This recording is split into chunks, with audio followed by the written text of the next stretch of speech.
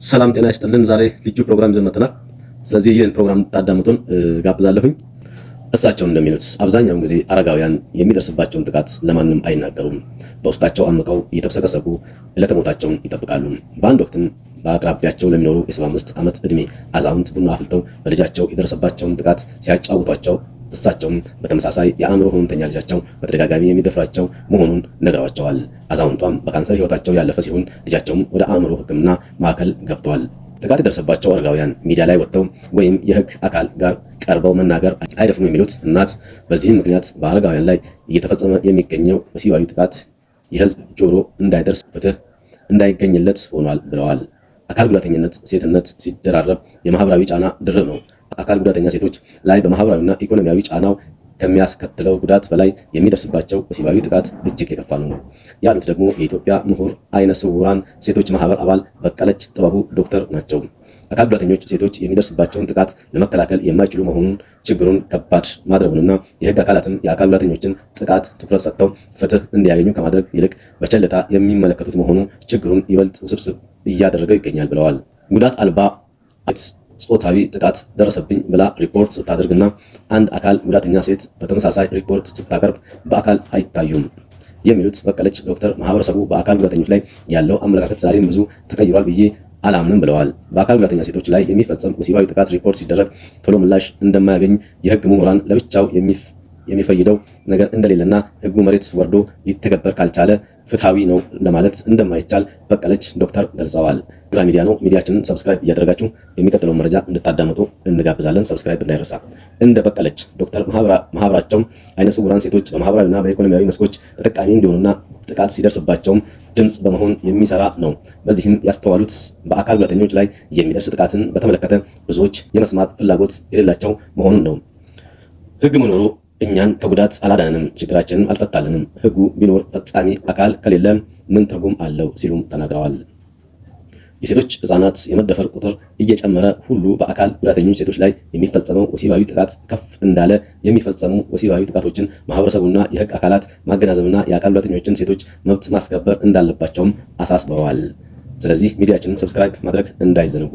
አካል ጉዳተኞች ለሚደርስባቸው ጥቃቶች ፍትህ አያገኙም በሚል ከማህበሩ አባል የቀረበውን ቅሬታ አስመልክቶ ሪፖርተር ምላሽ እንዲሰጡት የጠየቃቸው የአዲስ አበባ ፖሊስ የህዝብ ግንኙነት ኃላፊ ኮማንደር ማርቆስ ታደሰ እንዳሉት አረጋውያንና አካል ጉዳተኞች ከሚደርስባቸው ጾታዊ ሆነ ሌሎች ጥቃቶች ለመጠበቅ ፖሊስ እየሰራ ይገኛል።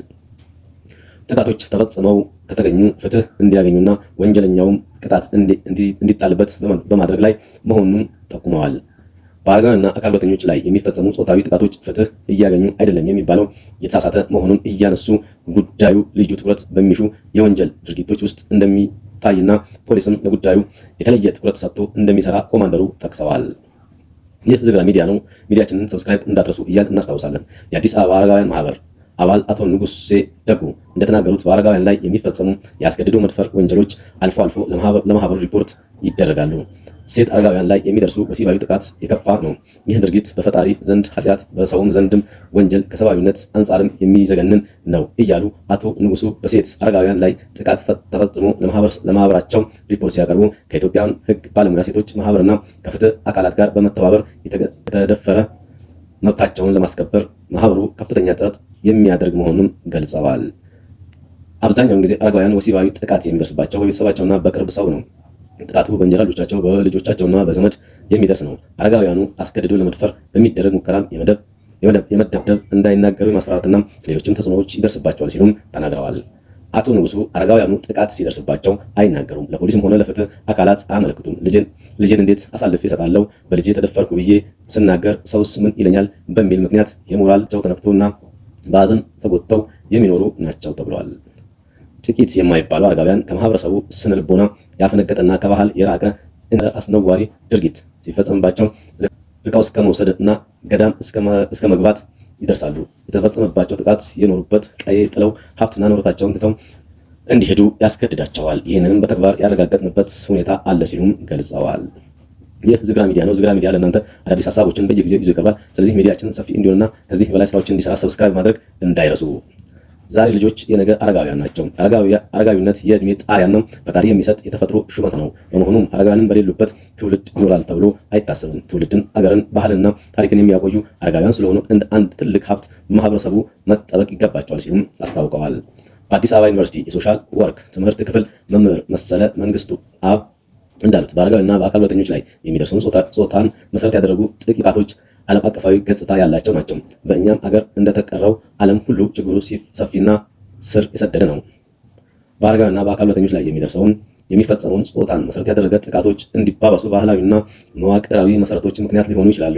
በባህላችን እድሜንና ከእድሜ ጋር የተያዙ ነገሮችን የምንረዳበት አረዳድና ግንዛቤ አድሏዊ ማግለል፣ ጭቆና፣ ስነልቦናዊና አካላዊ ጥቃት እንዲደርስ አንዳንዴ ምክንያት ይሆናል። በሌላ በኩል ማህበራዊ ስርዓቱና መዋቅሩ በእነዚህ ወገኖች ላይ ለሚፈጸሙ ጥቃቶች የራሱን አስተዋጽኦ የሚያበረክትበት ሁኔታ አለ ብለዋል። በአረጋውያን ላይ የወሲብ ጥቃት የሚፈጸም አይመስለንም። ይህም ተፈላጊነትን ከእድሜ ጋር ብቻ አያይዘን ስለምንመለከት ነው። ብዙ ጊዜ እድሜያቸው የገፋ እናቶች ለወሲባዊ ጥቃት አይጋለጡም ብለን እንገምታለን የሚሉ መምህሩ ይህም ጉዳት አደባባይ እንዳይወጣም የህዝብ ጆሮ እንዳይደርስና ፍትህ እንዳያገኙ እያደረገ መሆኑን ገልጸዋል። እንደ መምህር መሰለ አረጋውያንና አካል ጉዳተኞች ወሲባዊ ጥቃት ሲደርስባቸው ጉዳዩን ወደ ፍትህ አካል መውሰድ ነውርና ሀፍረት መስሎም ይታያቸዋል። ወሲባዊ ጥቃቱ በቅርብ ሰው የደረሰባቸው ከሆነም ደግሞ ጉዳዩን ለአደባባይ ማብቃት ከቤተሰባዊና ከማህበራዊ ግንኙነት የሚነጥላቸው ስለሚመስላቸው በዚህም ተሸብበው ይኖራሉ። ይህም ጥቃቱ እንዲታፈንና የፍትህ ስርዓቱንም እንዲዛባ የራሱን አሉታዊ አስተዋጽኦ ያበረክታል። ይህ ዝግራ ሚዲያ ነው። በዝግራ ሚዲያ አዳዲስ ሀሳቦችን ይዘን እንቀርባለን። እናንተ ደግሞ ሰብስክራይብ ማድረግ እንዳትረሱ በየሰዓቱ እናስታውሳለን። ችግሩን ለመቅረፍ የአመለካከት ለውጥ ማምጣት ይኖርበታል። እነዚህ ወገኖች በማህበረሰቡ ውስጥ ጠቃሚና ተፈላጊ መሆናቸውን ማመን ያስፈልጋል ያሉት መምህሩ አረጋውያንና አካል ጉዳተኞች ዜጎች በመሆናቸው ብቻ በሰላም የመኖር ከአደጋ የመጠበቅ ፍትህ የማግኘትና በማህበራዊ ህይወት የመሳተፍ መብት ያላቸው መሆኑን የእነዚህ ወገኖች መብት ሊከበርና የፍትህ አካሉን ጥበቃና ከለላ ሊያደርግላቸው እንደሚገባ ጠቁመዋል። ልብ ኢትዮጵያን ኤክስኪዩቲቭ ዳይሬክቶሬት አቶ ቴዎድሮስ በላቸው በበኩላቸው ድርጅታቸው ለአረጋውያን ድምፅ ማሰማት ከጀመረ ከ30 ዓመታት በላይ ሆኖታል። በእነዚህ ጊዜያት ከ1500 በላይ የአረጋውያን ማህበር እንዲደራጁ አስተዋጽኦ አበርክቷል። በአረጋውያን ላይ የሚፈጸሙ ወሲባዊ ሆኖም ሌሎች ጥቃቶች ለመከላከል እንዲቻል የአረጋውያን ሌጋል ግሩፕ መቋቋሙ ይህም አረጋውያን ጥቃት ሲፈጸምባቸው ነፃ የምክርና የህግ አገልግሎት እንዲሁም ፍትህ እንዲያገኙ እንደሚያስችላቸው ገልጸዋል። በዓለማችን እድሜያቸው ከ50 በላይ ከሆኑ ሴቶች ከ3 በአንደኛዋ በቤተሰባቸው የቅርብ ሰው ጾታዊ ጥቃት እንደሚደርስባቸው መረጃዎች ይጠቁማሉ። አረጋውያን ለሁሉም አይነት ማለትም ለአካላዊ፣ ስነልቦናዊ፣ ለገንዘብ ብዝበዛ፣ መገለል፣ ቸል ለመባል፣ ትኩረት ለመነፈግና ሌሎችም ጥቃቶች የተጋለጡ ናቸው። በመሆኑም በእነዚህ ማህበረሰብ ክፍሎች ላይ የሚደርሱ ጥቃቶች ትኩረት ሊያገኙ ይገባል ሲሉ አስታውቀዋል። እንደ አቶ ቴዎድሮስ በአረጋውያንና በአካል ጉዳተኞች ላይ የሚደርስ ጥቃት በአብዛኛው ጊዜ ሪፖርት አይደረግም። በተጨማሪም እነዚህን ወገኖች የሚደግፍ ግልጽ ፖሊሲ የለም። ለእነዚህም ሰዎች የሚደረግ የህግ ከለላና ጥበቃ እጥረት ያለ መሆኑንም ችግሩን ውስብስብ አድርጎታል።